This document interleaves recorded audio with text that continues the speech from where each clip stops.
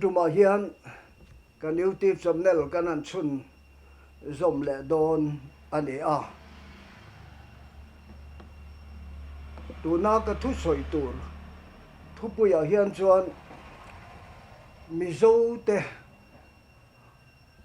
ngaihsan a hi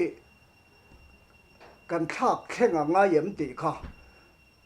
zo na mangin ka soi don ani kan value system taka hi Mizovin kan ngaihsan taka hi thlak theng a hunem ti te kan soi don ani a pathian thu kan ngai tha anga thuril tu bungthum changso ma pathian nen mi hring fa te ne na boipui tu ran na alo pek chu kamuta ati a lim taka oma annun chunga thiltha anti aliama antana thazok engma ka helove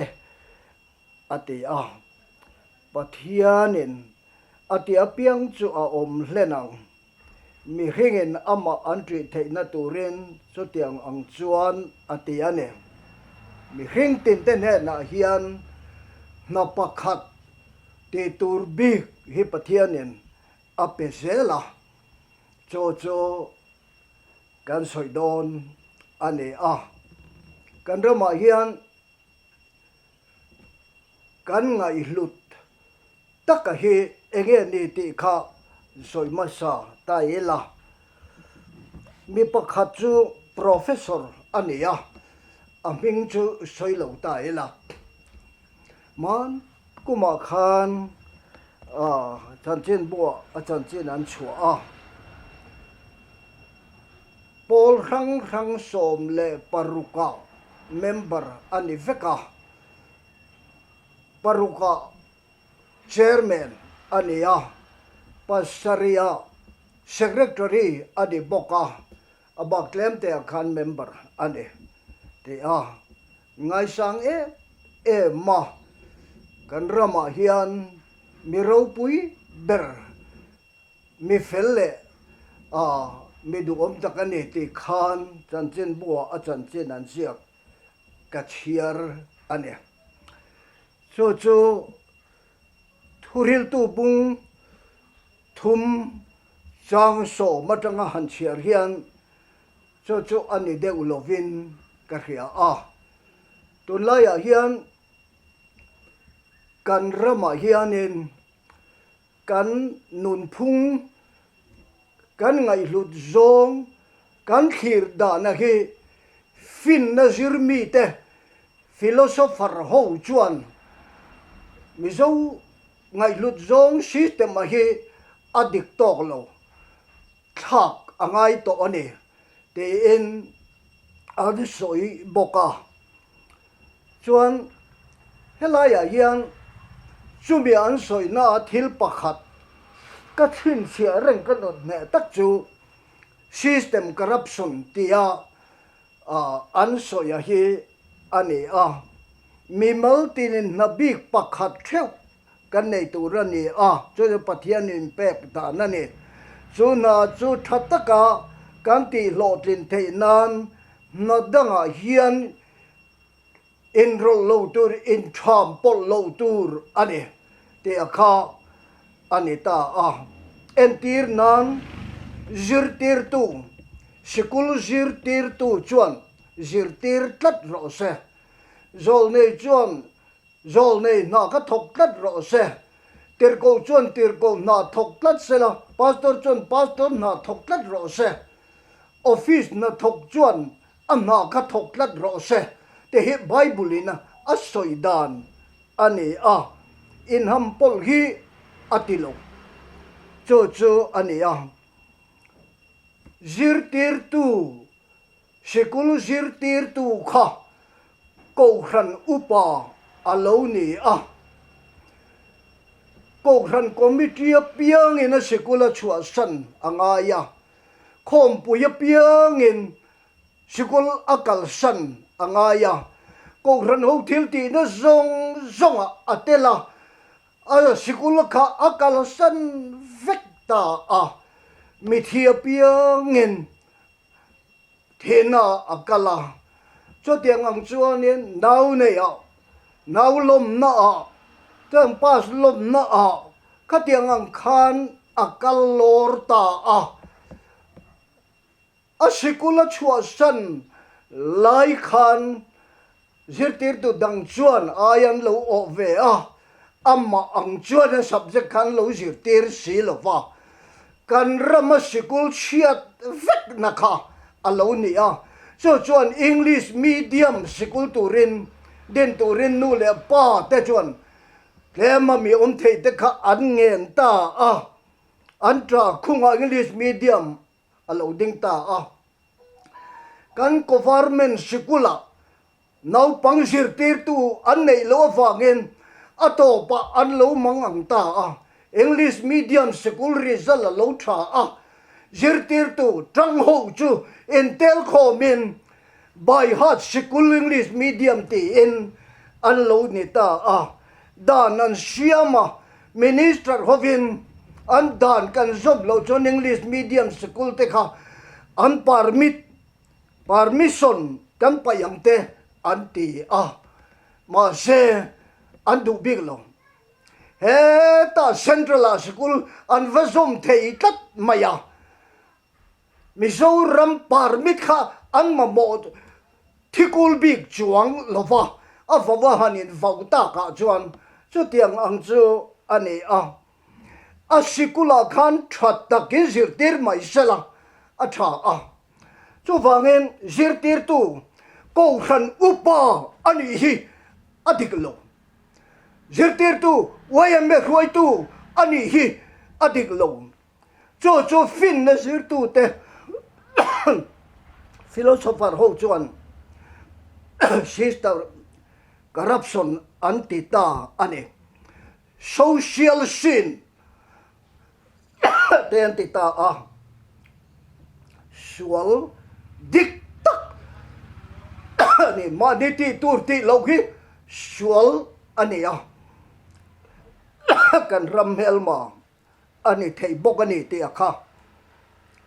ka soi duk bok ani tu na hian kan rama hem pol ro pui tak OML oma central OML huai tu zong he sarkar na thok million vek ani anna taka khanga isak lovin an kalsana central OML full term deu tho angin anin manga anna lam khan kalsan thina anna lama khan an lar lova anna lama khan an ming thang lova mi fak bon lo lova central OML ni khan min anza pol ro pui berla thil ti thei berani chu an machua na mani na kalsana thil dang ti kha system corruption thogani social sin thau kha ni chu voina yan kan central OML huai tu zong te hi ati tur ngai tha ati lo tur ti kha sual anti khatani social sin kan ya system corruption dik tak kha ani boka chu tu mai kan social ngam to lova manin narin lova na danga varin tu makha mi tak ni na hian ni lo rim Mizo ni na dik tak identity ti mol photo dik tak ani ti hi voina hian ka soidu ani ai tangwal pakhat puvan hela chief secretary ni lai khan anna kalsana OML lama kal tekha akowa ahawa in ngai saksi lowa helama hianin kala helaya hianin rinoma in na taka hianin rinom silova in kalsan rek maya pakhat in ti thakan helama tuarani ati in ahavantia ma sela chief Secretary pon sa zo lo fa lar khan duwa cho system corruption kan ya thil sual dik tak an tiani te kha zo ram mi puite an ngai san chung chuan an poi salo reng voina hian ka soi du chu Mizo vina kan ngai lu tak mi pakhatin natam taka kopa engma ti pui tling si lo fa ti diar ti pui tling si lo fa kan ram kan en kol na hian congress sarkarte MNF sarkarte tra masami te kan mo chiata adik na chen chu omang ma sela khang zong sarkar na token ana arin omlava zirte to in arin omlava sarkar token oyemlama ta thilda ta kokhrana ta polrangra kalda yakha kan ram helma dik takle kan ram ti chetu dik takani te hi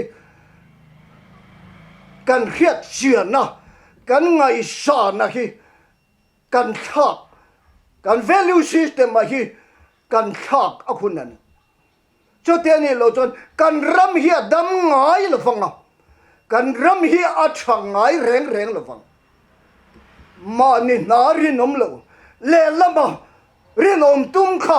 pathian ngai in sual ani ringut sual ani thil sual ti renga kha ram hian ama mo tak lo kan ram ma mo ten ni lo vani an na dik taka rino mateka kan ram mo dik tak te chu ani ti he ton tu ba hian ka soi do wa ram be pui te hian kan ngai sa na hi kan ngai lu ta hi kan ngai tu che na kan kha khenga mi pakhat ana bik tu ra rinom takatia